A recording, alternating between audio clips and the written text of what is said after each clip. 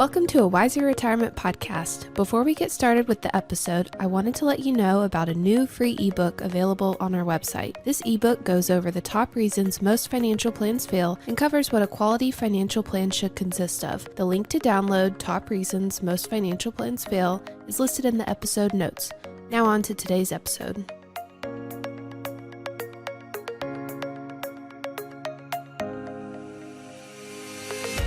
Welcome to the Wiser Retirement Podcast, where we believe the best financial advice should always be conflict-free. I'm your host, Casey Smith, guiding you to financial freedom. Today is my co-host, Brad Lyons. Hey, Brad. Hi, Casey.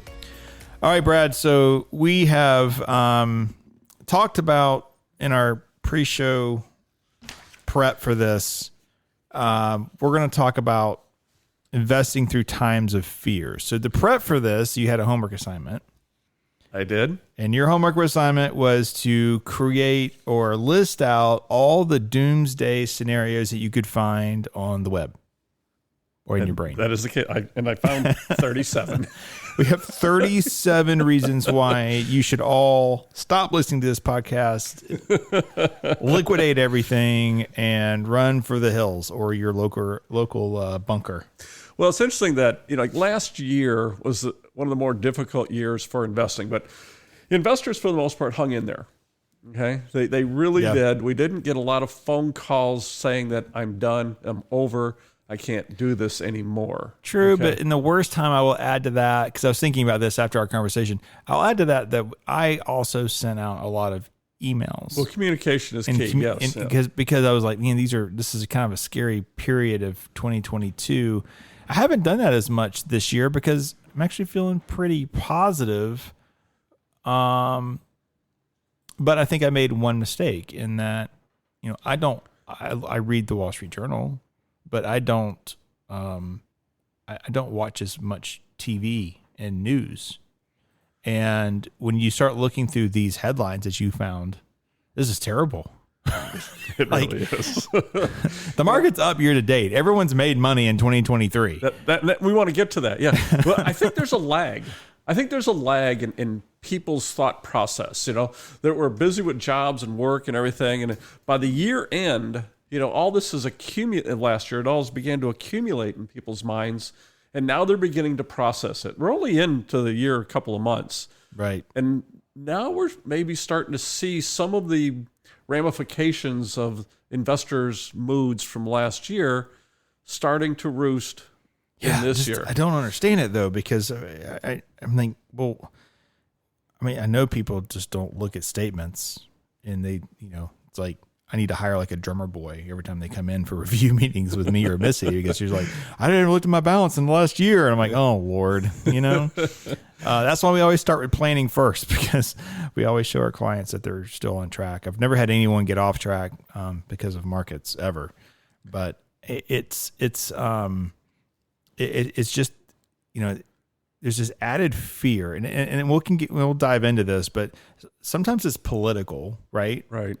And because your president isn't in office, you think the world's falling in. And we experienced this with Trump. We had families that are very passionate that Trump's going to wreck the world, and they missed out on some double-digit rate of returns for a couple of years. And then now the tide has shifted where Biden's going to ruin the world, and I don't want people to be missing out on double-digit returns either. And, right. And the reality is none of it really matters. And we could have a whole podcast.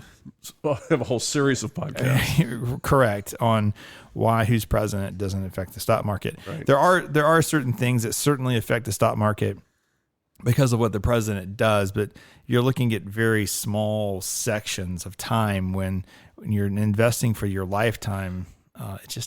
It just doesn't matter. Now, if a president is talking about, shutting down free market capitalism and the government's going to take over operating businesses, okay, that's a whole different ball game. And the closest we ever got to that was probably Bernie Sanders and Donald Trump running against each other, right? So, yeah. But what happens in these scenarios as different administrations come through, and different administrations have different ideas and ways that they want to govern, business managers adjust. Yes. And that's the point. Yes. That the businesses adjust to the current times and the current conditions. If, Biden's elected, Democrats were in control for almost 2 years, and everyone's green agenda. Nothing's changed with the environmental laws, right? Now there were some things that the agency controls, but at the congressional level, there were no major changes. No green law passed, anything like that, right? And so for all those managers that tilted toward more Democrat favored companies, you lost out big time. And so it just goes to show that this is why indexing is the best way to be invested. You own 6,700 companies, you own 10,000 plus bonds. You're not going to go to zero, right? Right. Or if you just want to even make it more simpler, just look at the S&P 500. It's 500 companies here in the U.S. Yeah, it's just not going to matter that much because you're not trying to. Our mandate is not to get our clients rich overnight. Most of our clients are already wealthy, or they're accumulating wealth over time. We're not trying to win the quick buck, right? And so that changes your mindset a little bit, and how you should react in a portfolio to all this.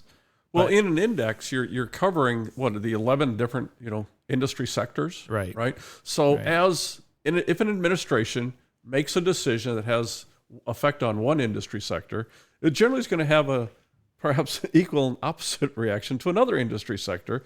So by investing in all the sectors, you're going to get the benefit of all decisions made. What's funny is you get an average rate of return by investing in all the sectors.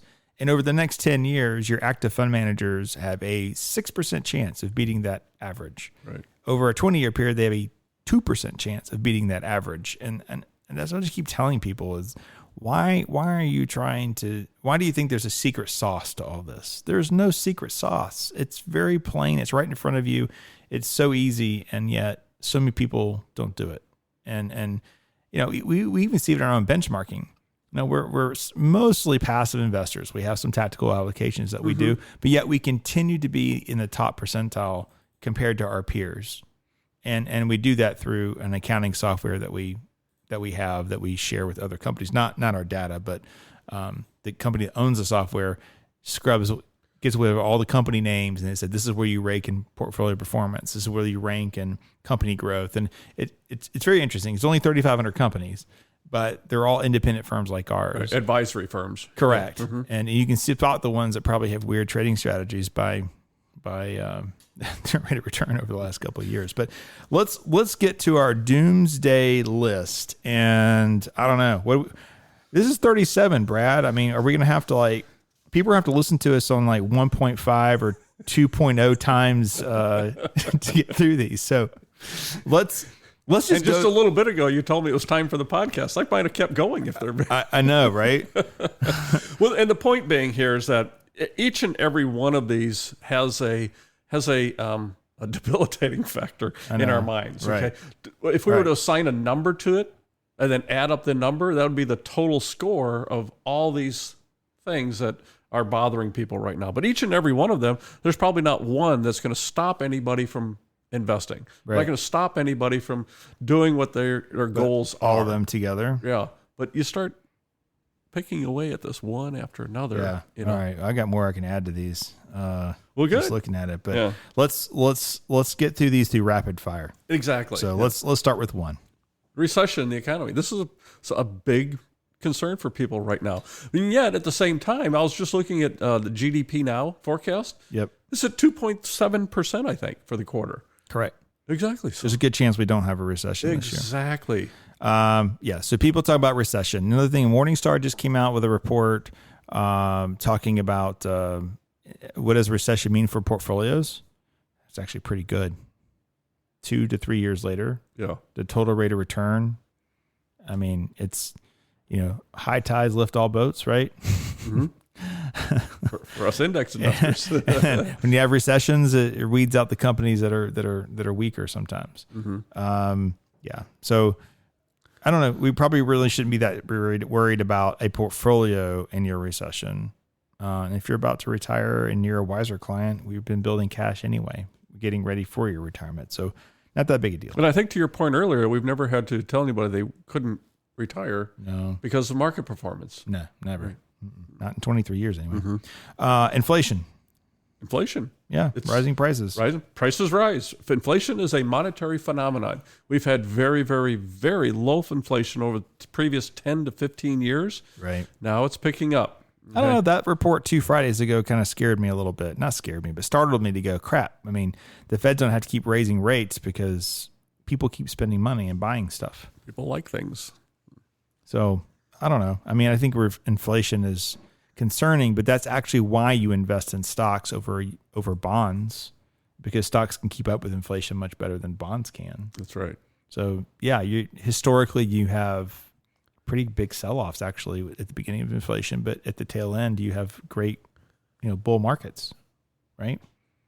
So again, the inverted yield curve. I don't hear this from clients very much. We don't hear it from clients, but we hear it on TV and the news. And if you're out there watching and listening to MSNBC or CNBC and all these other channels, you hear this over and over and over. What is this? First of all, nobody listens to MSNBC, but CNBC, yes. And that, correct. Yeah.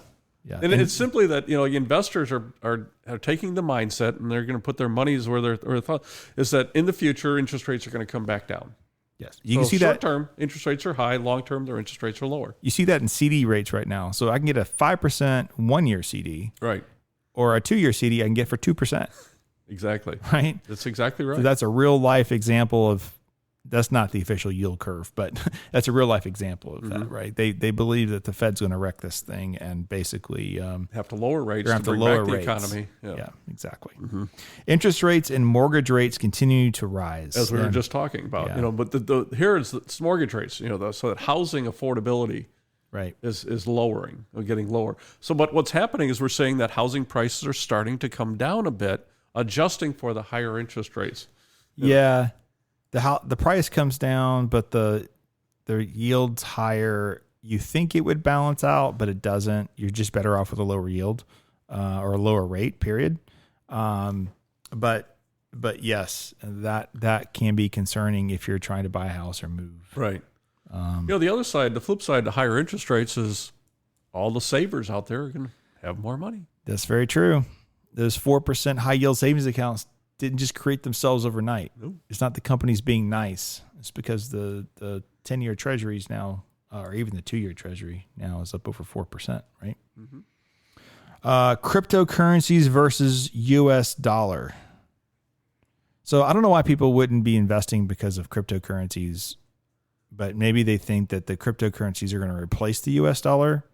I mean, the U.S. is kind of doing some research experimenting with a digital-based dollar, but it'd still be the dollar. We're not talking about eliminating our currency and creating a new currency in the U.S.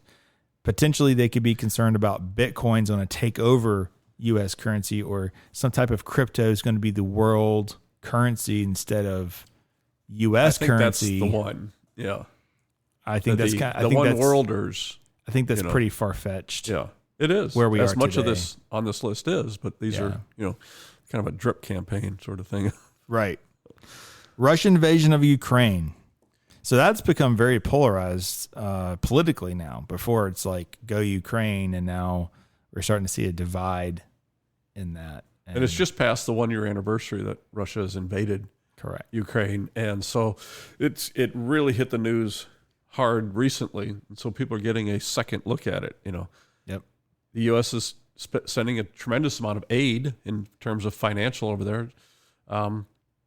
It doesn't seem to be going anywhere the way we would like to see it, being done, but we're not getting involved.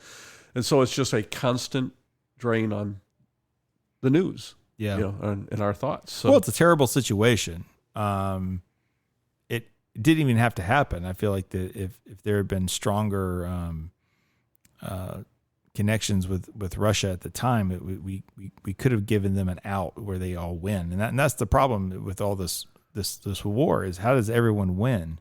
And I don't think anyone's really brokering that. I'm a little frustrated that Biden's over there. We're going to back Ukraine no matter what, and I'm just kind of scratching my head going, I don't know if that. I mean, our actions can do that, but I don't know if that needs to be our rhetoric. I mean, these people have nuclear weapons, right? I mean, come on. But I don't know.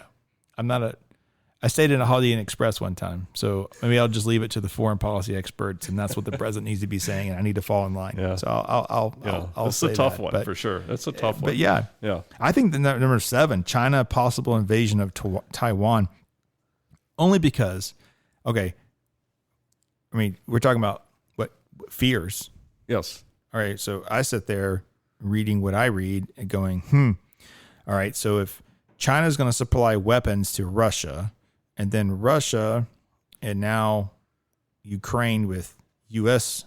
military weapons, I mean, it's like taking 2 toddlers and then you're going to like say, hey, quit fighting with spoons. I'm going to give you bottle rockets. This is not going to be good for anybody. Casualties are going to go up. It's going to be worse than it already is.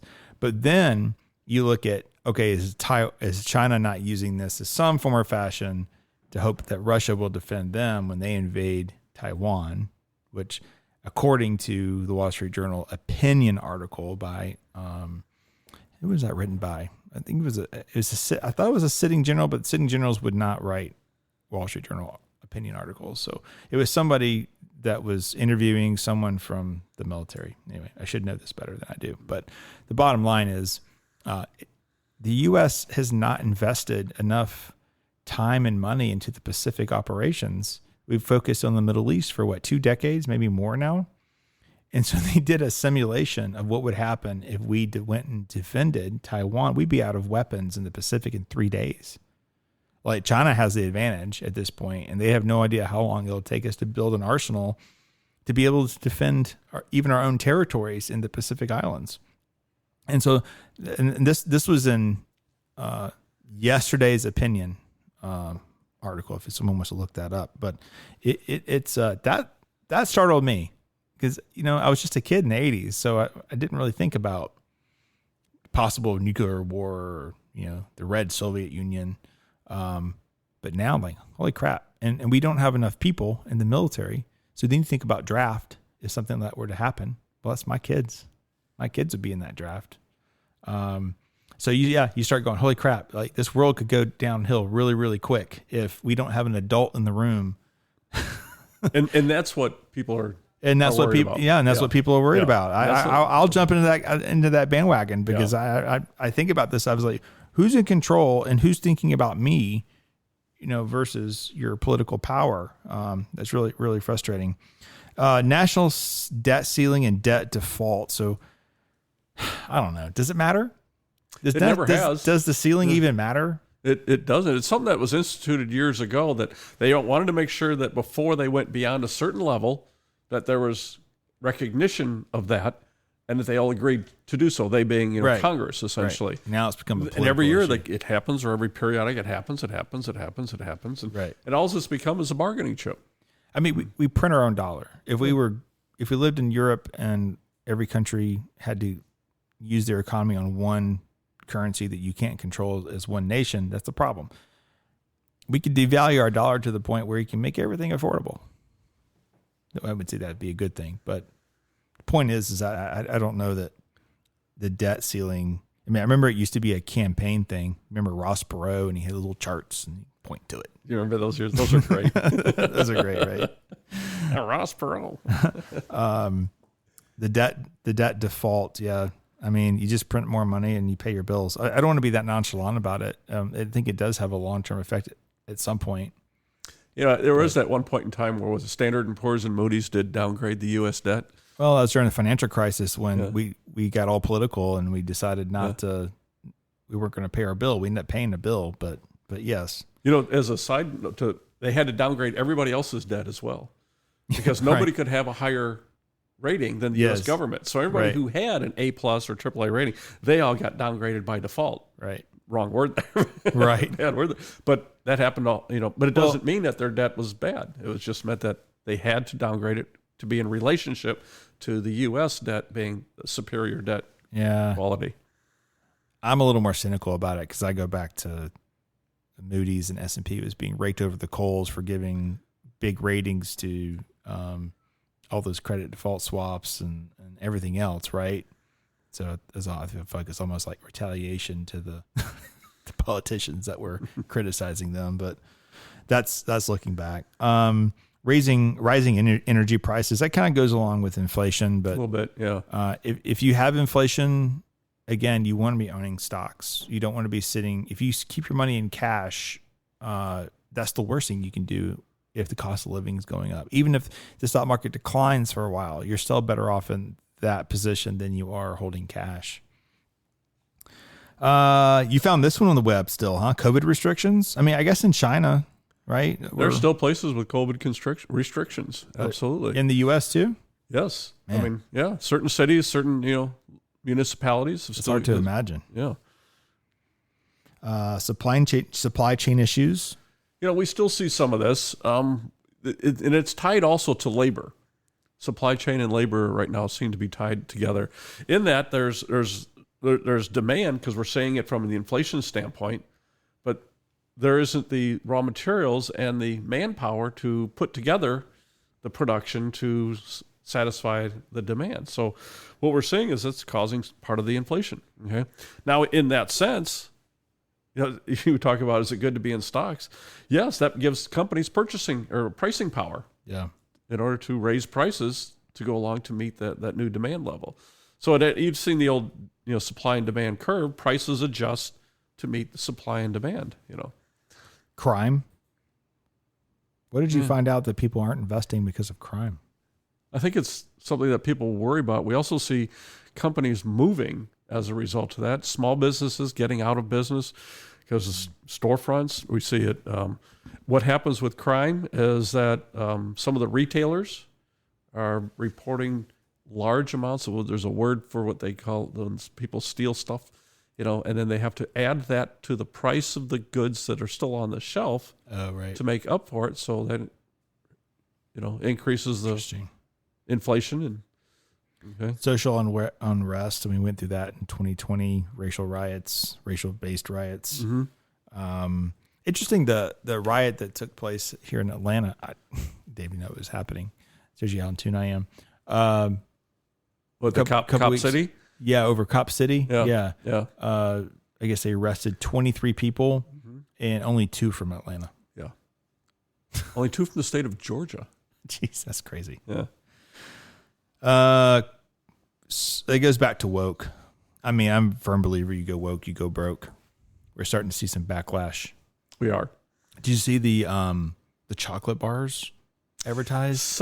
I saw something about that this morning where so Hershey's the company has gone just done some ridiculous woke things, and so Daily Wire, which is like a huge enterprise now, created, instead of Hershey, got it? They created 2 chocolate bars, she, her, and then he, him.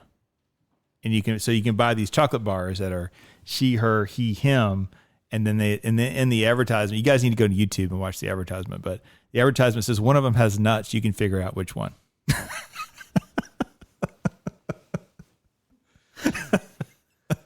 So evidently orders have gone through the roof for the Daily Wire chocolate by, I can't remember the name of the company they're using that with, but yeah. I don't think they're being a gas station near you, so I don't think Hershey's is probably too concerned about this, but it did kind of break social media there for a couple of days. Political polarization. I mean, that kind of goes with the whole woke thing, and the bottom line is a very small minority are getting a voice, and it's not even a reasonable voice. It's just ridiculousness, right? And there's a platform that they can utilize right now, and they are, and so it sounds like it's a majority voice, but it's really not. It's a minority voice for sure, right? Yeah, and it's absolutely destroying us. But for whatever reason, I could get why you look around the world and you don't agree with this, and then you're like, oh my gosh, this is ridiculous. The world's going crazy. But at some point, companies exist to make money. So at some point, when they realize that this isn't going the way we thought it would, then they'll change their rhetoric back. You know, The companies will. the companies will. Yeah. I don't know what's going to go on with Disney. I mean, obviously,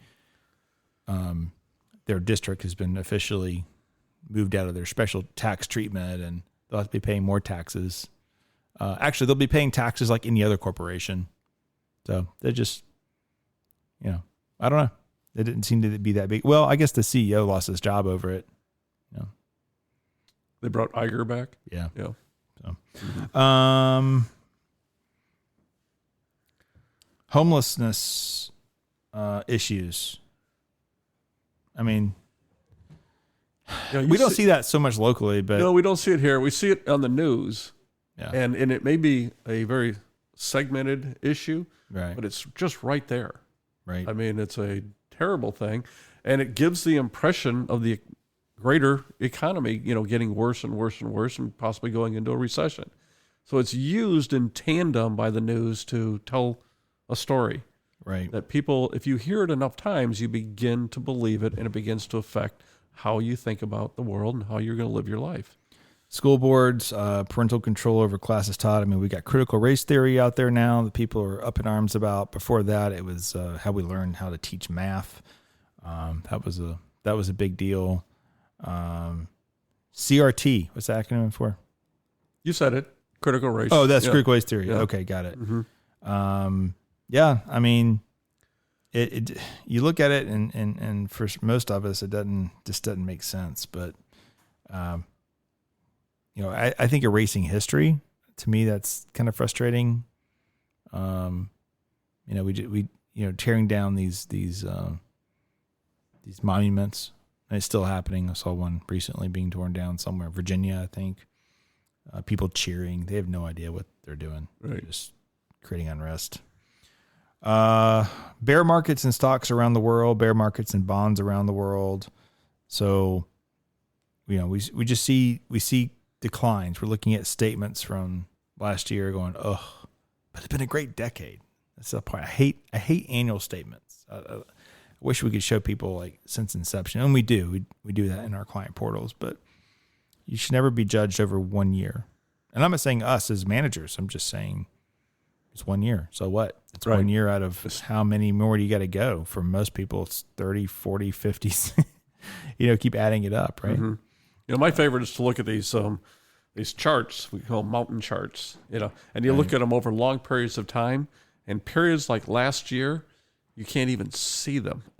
Right. Yeah. Because it's just mitigated so much, so greatly by these long-term charts. They're so small. You think about generational wealth, it really doesn't matter then. You're talking about hundreds of years of generational wealth being passed from one family to the next generation. It's a long game. It's about collecting those dividends, right? Collecting the dividends and interest and reinvesting those. People look out there, they see home affordability is low, lack of workers while the record of job openings exists. I mean, that's an economic indicator that makes people kind of nervous. And it confuses people, as to why aren't people going to work? Right. Okay. There's the job. It's right there. Just all you have to do is go take it and then do it. It's beyond a generational thing, but yes. Income inequality. I mean, that's been something that's bothered people for years. I don't know. I read reports that it's not as lopsided as we think it is, but I really think it's industry specific, honestly. It is, and it's tied greatly to education and other things. Right. Okay, so it can't be, held up as a single indicator in and of itself. Yep. Yeah. Skyrocketing rents. That's a big thing for people coming out of school. It is. You're going to pay more in rent, and then your first home, we have to save a lot more than what I did. Right. Yeah. So, and it creates a housing instability because people move around. They don't know how they're going to afford the rent. Yep. Chat GPT, technology, AI, the future. Is it going to technology is here to stay. Is it going to eliminate white collar jobs? The rate at which it becomes integrated in our daily lives is going to get more and more and more. And so we have this whole debate and conversation about the chip makers. And there was just a law that was passed and signed into law regarding chip makers can apply into a fund to help offset costs of building supply, and we talked about supply chain of chips in the U.S. so we have a secure source of them. Okay, well, people say, well, that's just government handouts, and they call it whatever they want. But bringing, or at least onshoring, the supply of chips as it becomes more and more and more integrated into our society and our lives. I mean, this is a huge thing. This is necessary to do. So, but what it's costing the government, what was it, $120 billion or something? Right. Gun violence, price gouging by corporations. That's just goes back to distrust in American institutions and ideas. There it is. Government, business, schools. That kind of summarizes our last 5 things here, where student debt, taxes in the IRS, green energy costs, energy independence, geopolitical concerns, Russia, China, Middle East. I think really it comes down to when people start getting fearful. So here's the thing. When people get fearful, they think about things, and they think, man, the world's going to pot. And they see the news, and they see who has a voice now, who's directing morally the compass of their it's not even maybe the countries, really almost like their neighborhood or their zip code. It was something that I thought of as I was coming towards the close of this, and this, I think you're hitting on it, is that people worry about who's in charge. Yeah, and that's how they feel. Exactly. So I go back to, okay, we have some real concerns. I'm concerned about geopolitical concerns, Russia and China right now. That's probably bigger. That's probably bigger to me than the economy. Economy would be number 2. So one is, am I going to die in a nuclear war? That would be my top concern. Number 2, my concern would be just economic direction, meaning the government and what they're doing to our economy. But so those 2 things are big. I can't control those other than by voting. Voting is really what changes those two outlooks. But I just go back to, okay, where does the world go to do their startup? Are they going to China? Are they going to India? Are they going to South America? Are they going to Europe? No, they all come here. They come here to do their stuff. Why is that? It's because the free market capitalism works. We have a free market. I would argue the smartest people are probably in China, maybe even Japan. Where do they come to get educated? They come here. Where do they come to start their startup? They come here if they get a green card. Right? So where does the world going? The world is coming here. We are building industry here. Where is AI language being developed here? Where is who's launching rockets and landing them back on the pad and taking people to Mars station. or space station, but the moon soon, then Mars. Who's doing that? We're doing that here in the U.S., right? And so ultimately, all this is noise. And the bottom line is, where do companies come, start up, build, grow, and where do we make people wealthy? We make people wealthy in the United States. There's other wealth out there. The Middle East, oil, right? So as long as we need to have oil dependence, then those people will also be very, very wealthy in a very different way. So all these things are concerns. All these things are reasons why, man, I don't like my, no one really ever, it's funny, in Congress, everyone always has a negative opinion of Congress, but yet they keep electing the same people over and over again. Where really it's the president that takes the blame, right? Positive or negative.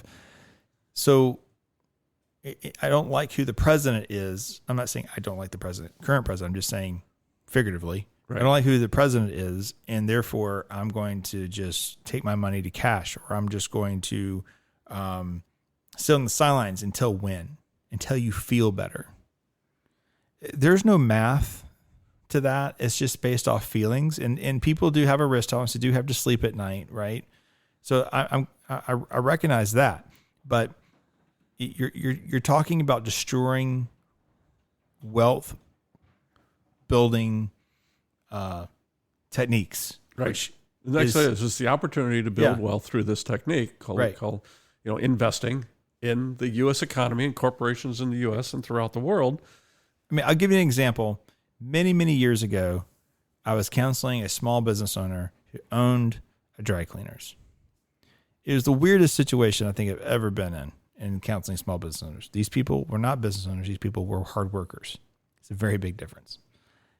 They owned a dry cleaners. The dry cleaners is in front of a Church of God. Okay, it's a rural town. There is another dry cleaner location down the street, which much better location that they had secured, and that they were doing more business out of there than they were at this other location. But they just had tons of debt, made the terrible mistake of not paying their employment tax, their share of the employment tax to the government. So you had the IRS breathing down their, or Department of Labor breathing down their neck, right? So I tell them, look, you need to sell the old location, pay off your debts, reinvest that capital into the new location, and then this is our projections going out, right? Can't sell that building. That building goes up for sale, right? Church of God wants to buy the building. They don't like Church of God. I'm not going to sell it to the Church of God. I'm not selling it. There's no other buyer, right? And so they let their personal feelings about a religious organization get in the way of their financial success. So what did that, it had no bearing on, you see my point? They got so worked up and so emotional about it. I had to get in my car, drive up there and see this is an emotional decision, which is not, you're not getting married to anybody, right? You're not endorsing the church. You're not unendorsing, the church. It's a business transaction. That's all it is. It's a business transaction. If they came in here for you to do their laundry, would you do the laundry? Oh yeah, we do their laundry. Yeah, no problem. Probably members of the church they did do laundry for. I'm like, what the heck? Yeah. And so, eventually they sell, they get a good price, and we move on. That's exactly what people are doing with their investment portfolios. They're looking politically, and they're going, I don't like this president. I didn't like Trump, or I don't like Biden, or I don't like whoever it was before there. It doesn't matter. And they go, I'm moving this stuff to the side. It's an emotional decision that should not affect the future of your family and your income. Right? That's right. We wouldn't shut down our business because, oh my gosh, the other political party won. It's not like we're in Italy, in the south part of Italy. You have to, you can do pretty much almost free enterprise, but the northern part, the wealthy part, you have to buy out politicians to do business.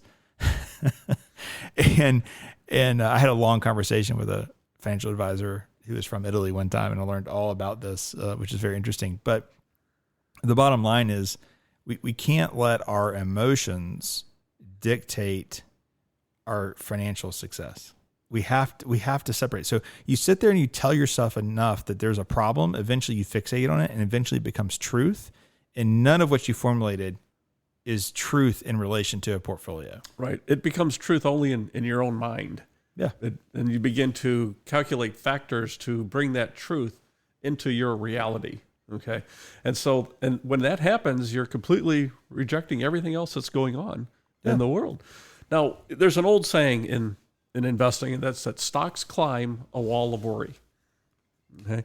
It has been around for a long time. And you look at charts and you overlay that with tough economic times, and you see that stocks advance prior to the worst of times. Okay. So by getting out of the stock market in times that you think that things are going to get bad, okay, just because is that you're probably at the point where you're going to miss out on the best returns that the market's going to have to offer over the next time period. So by climbing a wall of worry, and we've just listed out 30 some things that people are probably worried about, this is a wall of worry. We had during the financial crisis, great friend of mine, Gary Kitchen, he passed away in 2021, I believe. During the pandemic. Of a stroke, not from COVID, but he was a golf buddy. and he was in his early 70s, but I remember in 2009, it was about February. Now it was kind of the bottom. We got down to by March, it was Dow 6,500, which is hard to imagine that today, right? He says, I can't take any more. You need to liquidate everything. And thank goodness he, was a friend, and thank goodness he was someone who'd been with me for a while at that point, 8 years, I guess. And I said, you can't do it. You're going to have to ride this thing all the way through. If you get out, you won't ever be able to retire because of the losses that happened in the portfolio. And I remember telling him, it's like, look, I'm not hitting the sell button. If you want to do it, you come up here to my office and you hit the enter button. I'm not going to do it. And he was kind of shocked by that comment, and he kind of backed off. And we would joke about it every now and then over lunch or something, but he's like, man, if I had sold back then, I'd still be working somewhere, Walmart greeter or something, right? And so that's where financial advice comes in. We have our times of panic and like, oh my gosh, are we doing this right? This is so bad, right? But we're also professionals, and we know what the data says to do. Yes. And we also know what's possible. We're not creating fairy tales here where, yeah, you can make money in the market on the way down. You can make it on the way up. I mean, that's not reality. You can. It is possible, but not on a regular basis to where you would be successful at it long term, right? So in Gary's case, he stuck with it. I don't think that we've had clients go to zero. We've had clients leave our firm. We have a 99% client retention ratio. But we had one client leave a firm last year because he thought that we should have known to sell at the top of the market, and because we should have known that was the top. That's not that. I don't know how he ever came up with that. I worked really hard with him to focus on planning because, quite frankly, planning he was a complete mess. But he didn't understand. He's a smart guy, very smart, but he didn't understand investing. And it's okay to be scared of markets or don't like the volatility of the markets. You can't go to cash. You could also create a real estate empire if you wanted to. It's a little harder today, but 5-6 years ago, it would have been a great time to build rental properties, and you could just skip the whole market thing potentially. You wouldn't have liquidity, but you could have cash in real estate. And we're not saying it has to be in an investment portfolio, but you got to be doing something. It's in your business. It's in the market, but we can't be sitting in cash, and we're going to save cash. You lose what? Last year you would have lost 8.25% in cash, just the inflation rate for the year. Exactly. Right. Mm-hmm. So it's all these are fears. Oh, one we didn't add to the list, which I just thought of, is global currency. U.S. dollar no longer being the global currency, and there's lots of articles about that, and I have a couple of clients that often will talk about, what if the U.S. dollar is no longer the global currency? Well, hopefully the people that we're electing is going to make sure that we're dominant enough to be the world currency. It sounds like we got to get some more missiles built for the Pacific, but it would be really hard to move off the dollar, I think, globally. But we're starting to see some of that already with Russia because of them being isolated. Everything has to be in rubles now, right? For them. Yeah. Correct. That now they don't dictate world policy at this point at all. But no, there's a lot of things to be fearful of. But the bottom line is that fear should never guide your investment strategy. Fear in of itself should not be an investment strategy. Right. Fear is not a strategy. Warren Buffett has made the famous comment that, in investing, be greedy when others are fearful. Others are fearful. Yeah, that's right. Yeah. I had a flight attendant call me one time, and she said, well, you're taking really good care of my things for me, my financial affairs, but I just want to let you know that I was working a flight to Alaska, and this guy was going there, and they're eventually going to leave from there to go up to the polar ice caps, and they're basically measuring the electricity from the poles of the Earth. If I'm saying that right? Uh-huh. And they believe that the earth is making some changes to where the poles would change and basically everything electric would just shut off. And she says, what are you doing to protect my portfolio from that? If that happens, we got much bigger problems to be concerned about. The magnetic poles change. If magnetic poles change, yeah, I said, you just need Jesus. That's what it comes down to. There's nothing that I can do in your portfolio that's going to benefit from magnetic poles changing. But yeah, I mean, we can't live our life in fear. As I tell my teenage daughter sometimes, I say, you're really moody today. Who's stealing your joy? And if you find out that it's the news media, turn off the news. Turn off the news. Yeah, turn off CNN, man. CNN, they really like to focus on the negative and the sky's falling because that's what sells. It's not that they're evil people. It's just that's what sells. And so that's what you think becomes you think that's normal, right? You think that's a normal world, and that's not a normal world. Normal world's very different. It's not all riots and inflation and high gas prices. There's a beautiful country to get out there and go see. And this podcast here will report live if we have to, if capitalism is being destroyed. But I don't see any signs of capitalism being destroyed. I'm not going to write that one up yet. No, I don't see it. Do you? No. I don't. None of it. I haven't seen. I mean, I see people complain about it. I see politicians complain that Elon Musk and Bezos and Bill Gates have too much power as individuals, and maybe they do. I don't know, but they all started from zero. That's the common denominator there. And they made a lot of people wealthy along the way, not just themselves. Mm-hmm. Paid a lot of taxes. Yeah. So you got to separate your worldview from the portfolio, and you got to stay away from individual portfolios that are focused on political themes, sector rotations, and focus on core. Just hold the core indexes. Statistically, in the past, you've always been fine since the 20s, and my bet's on the future and America that will be just fine going forward too. I'll see you there. All right, Brad. Good conversation. Thanks for listening to a Wiser Retirement podcast. We hope you enjoyed today's episode. Make sure to subscribe wherever you're listening. That way you don't miss any new episodes. We'd also appreciate if you could leave a rating and review. If you have any questions about anything that was discussed today, head to wiserinvestor.com and reach out. This episode was produced and edited by Ken Hoadley. This podcast is strictly for informational purposes only and is not to be considered as investment advice or a solicitation to buy or sell any financial products, securities, digital assets, or any other investment vehicles, or a basis to make any financial decisions. Wiser Wealth Management Incorporated is a registered investment advisor with the SEC. The host and/or guest may personally own securities, digital assets, or other investment vehicles mentioned on this podcast. Neither the host nor guest of the show are compensated for their participation, and no referral fees are paid to or received by any host or guest for clients, listeners, or similar interests. Investments involve risk, and unless otherwise stated, are not guaranteed. Be sure to first consult with a qualified financial advisor, tax professional, insurance professional, and/or legal professional before implementing any strategy discussed herein. Past performance is not indicative of future performance.